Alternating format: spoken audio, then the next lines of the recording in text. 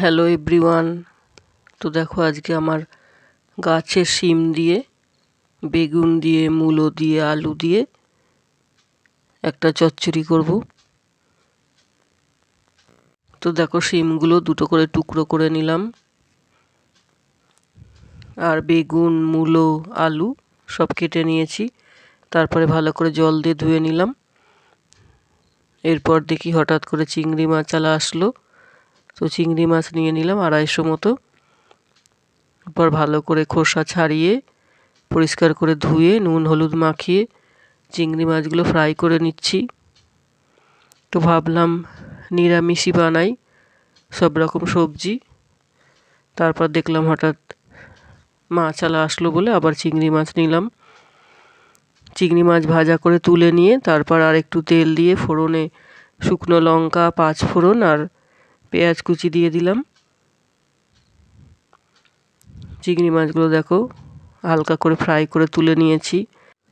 সবজিগুলো এবারে একটু ফ্রাই করে তারপরে মশলা দিয়ে কষবো। একটুখানি ফ্রাই করে নিলে আরও ভালো লাগে তরকারিটা খেতে।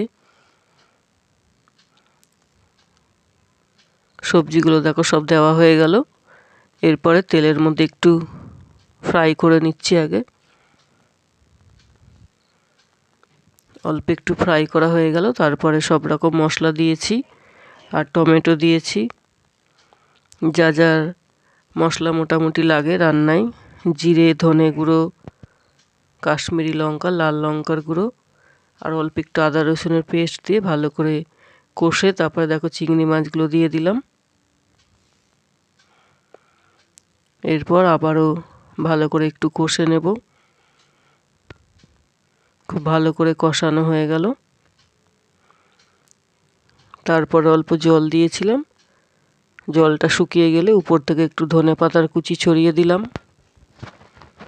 তো কেমন লাগলো আমার মূলো, বেগুন, আলু, শিম আর চিংড়ি মাছ দিয়ে চচ্চড়িটা অবশ্যই কমেন্টে বলো। রান্নাটা ভালো লাগলে প্লিজ একটু লাইক কমেন্ট করো।